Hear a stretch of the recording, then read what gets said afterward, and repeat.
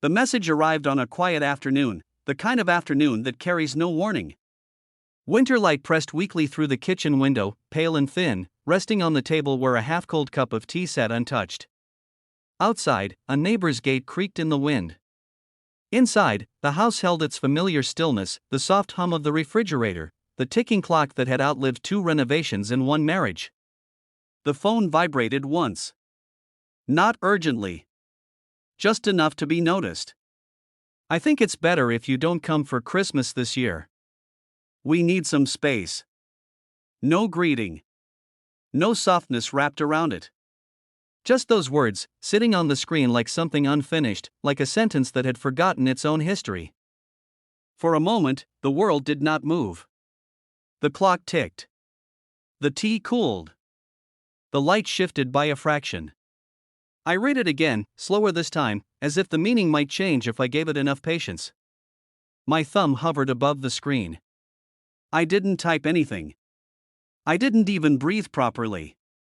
I simply sat there, feeling something delicate inside me give way, not break, not collapse, just quietly loosen, like a knot that had been holding for too long. My daughter's name glowed at the top of the screen. The same name I had whispered into the darkness the night she was born, exhausted and trembling, promising her everything I had and more. The same name I had called across playgrounds. Whispered through fevers, shouted. In fear once when she ran too close to traffic. Now it carried distance. The house around me seemed suddenly too large, every room echoing with memories that didn't know where to go. The sofa where she had slept during storms. The hallway wall still marked faintly with pencil lines I never erased, measuring her height year by year. The kitchen doorway where she had stood at 16, arms crossed, convinced I didn't understand her, while I stood equally convinced that loving someone sometimes meant letting them believe that. I placed the phone face down on the table. The silence after that felt deliberate, almost respectful, as if the house itself understood that something important had just shifted. Christmas had always been a certainty. Not loud or extravagant, but steady. Predictable in the way that made it safe. She would arrive the evening before, arms full of bags, complaining about traffic, already halfway tired. Her husband would follow with that polite smile he wore like a jacket he never took off. The children, my grandchildren, would spill into the house with noise and life, shoes abandoned, laughter bouncing off the walls. The tree would glow softly in the corner, ornaments uneven, some older than any of us wanted to admit. I had never questioned my place in that picture. Not until now. The evening crept in early, as winter evenings do. The sky darkened without drama. Just a gradual dimming. I turned on a lamp, its warm light doing little to soften the edges of the room. I moved through the house slowly, touching familiar surfaces, the back of a chair, the edge of the counter, grounding myself in their reality. My phone stayed silent. Later, as I stood at the sink washing a single plate that barely needed it, my reflection in the window startled me. Older than I remembered.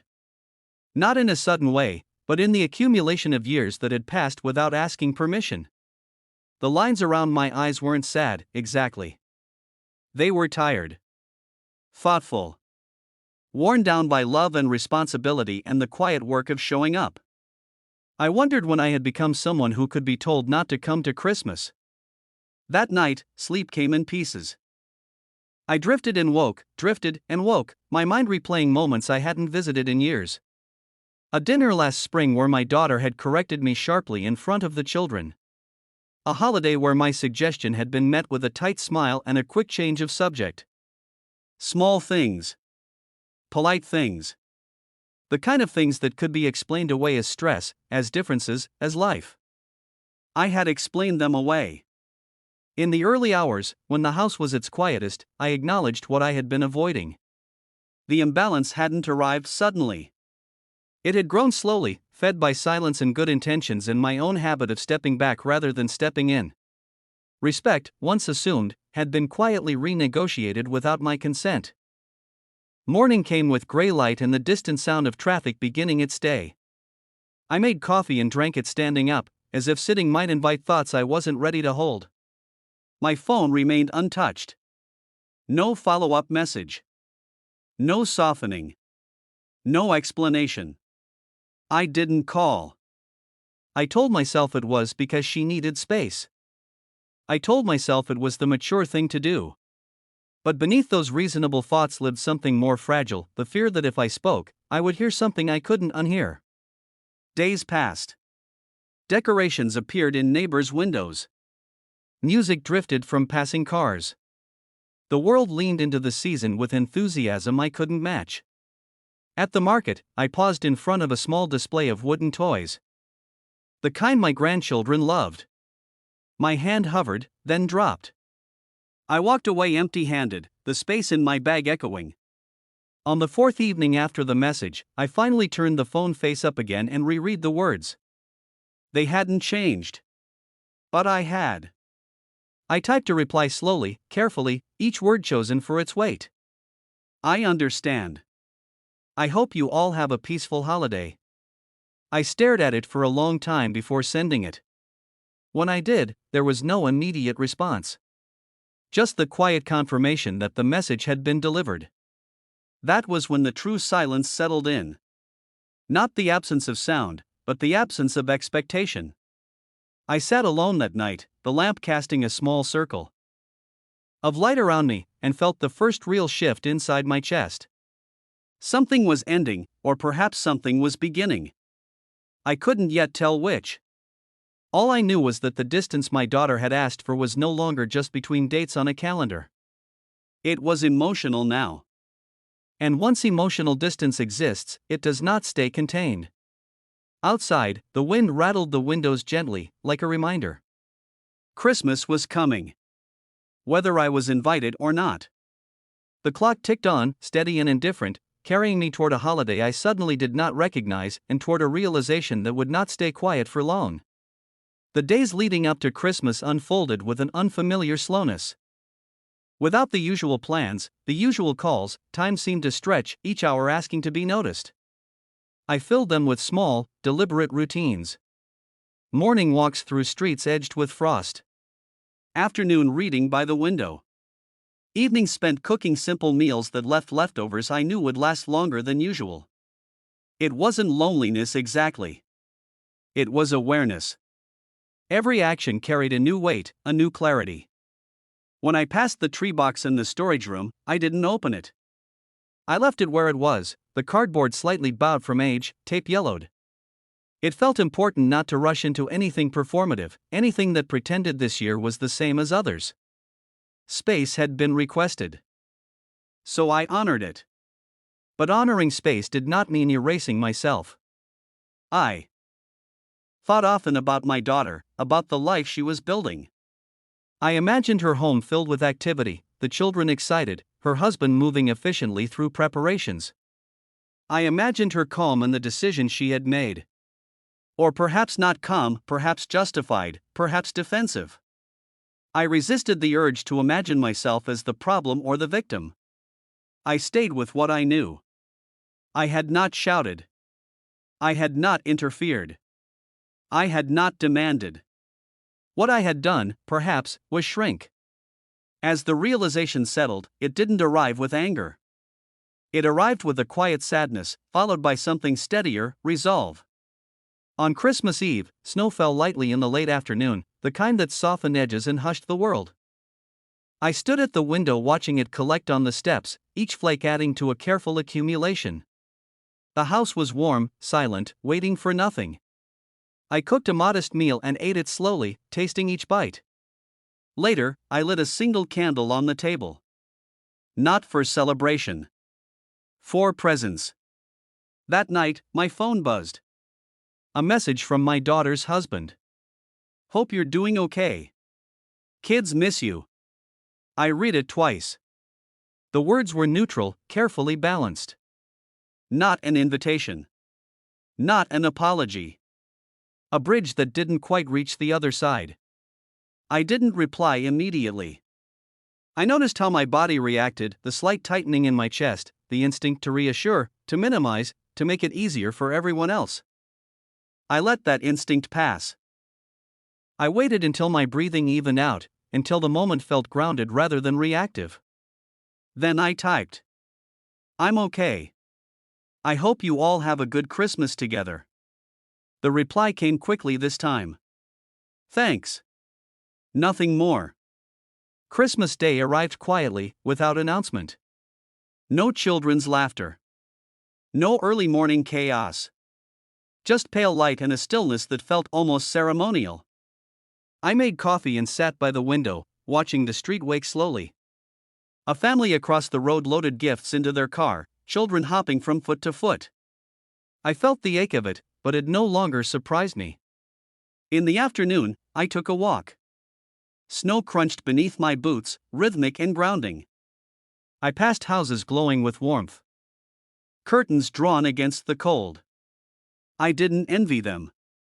I observed them, the way one observes a scene from a distance, acknowledging its beauty without stepping inside.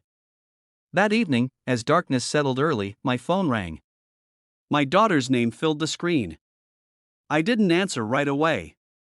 I let it ring once more, then twice, then I picked up. "Hello," I said, my voice steady. There was a pause on the other end. A breath. "Hi," she said. Her voice sounded tired. Not angry. Just worn thin. "I was just checking in," she continued. "To see how you are." "I'm all right," I said. And I meant it. Another pause. I could hear faint sounds in the background, distant voices, the clatter of dishes. Life continuing. I know. This probably feels harsh, she said carefully. But we really needed this space. I understand, I replied. She seemed surprised by that. It lingered in the silence that followed. We didn't want any tension, she added. The kids are sensitive. I agree, I said. They deserve calm.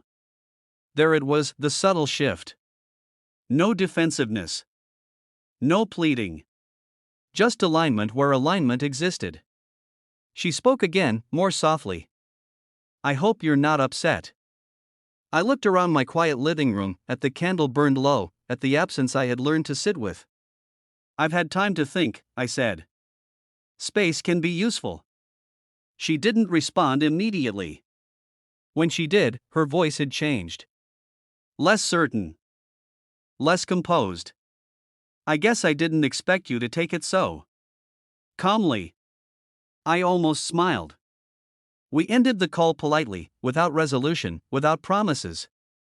But something had moved. Not dramatically. Just enough to be felt. In the days that followed, messages arrived sporadically. Photos of the children. Small updates. Nothing heavy. Nothing confrontational. And I noticed something else, the tone had shifted. There was curiosity now. Caution. I did not rush to fill the gap. I let it exist. Power does not always announce itself. Sometimes it arrives quietly, in the decision not to chase, not to explain, not to collapse into roles that no longer serve. By the end of the week, I felt steadier than I had in years. Not because things were fixed, but because I was no longer. Just practically. Emotionally. I listened. I didn't rush to respond. When you weren't there, she continued, things felt heavier. I thought space would make everything easier. And it did, in some ways. But it also made other things obvious. I nodded once. I think I got used to you adapting, she said quietly. Always adjusting. Always understanding. There it was. Not an apology. But accountability beginning to take shape. I allowed that, I said gently. Because I thought that was what love required. She looked up then, really looked at me. The lines of her face softened, something unguarded breaking through. I don't want that kind of distance, she said. But I don't want resentment either. Neither do I replied. We talked for a long time. About expectations. About boundaries. About the difference between involvement and intrusion, between support and self-erasure. There were moments of discomfort, pauses where words had to be chosen carefully. No raised voices. No accusations. Just truth, laid down slowly, like bricks forming something sturdier than before. When she left, the house returned to its quiet, but it felt different now. Not empty. Complete. In the weeks that followed, changes unfolded naturally. Invitations came with genuine consideration. Opinions were asked for, not assumed. When I declined something, it was accepted without pressure. When I offered help, it was received with gratitude rather than expectation. One evening, as spring hinted faintly in the air, my granddaughter called me from her mother's phone. "Grandma," she said. Voice bright. "Mom says you're coming for dinner this weekend." I smiled, warmth spreading through me, not because of the invitation, but because of the way it was offered. As something shared, not demanded. "Yes," I said. "I am." When I arrived that weekend, the house was alive with familiar sounds. Children laughing. Music playing softly in the background. My daughter met me at the door, her smile unforced, her hug lingering a second longer than necessary. "Thank you," she whispered. For what, she didn't specify. She didn't need to. As the evening unfolded, I watched her move through her home with a different ease. I noticed how she listened when I spoke, how she included rather than managed. And I realized that dignity, once restored, changes the shape of everything around it. Later, as I drove home under a sky scattered with stars, I felt a deep, settled calm. Not triumph. Not vindication. Just peace. Christmas had come and gone. Space had been taken. And in that space, something essential had been rediscovered, not only by them, but by me. Love did not require disappearance. And respect, once reclaimed, had a way of staying. The road ahead stretched quietly before me, illuminated just enough to see where I was going. That was all I needed. I drove on, steady and unhurried, carrying with me the quiet justice of knowing that I had stood still long enough for the truth to reveal itself, and that, in the end, had made all.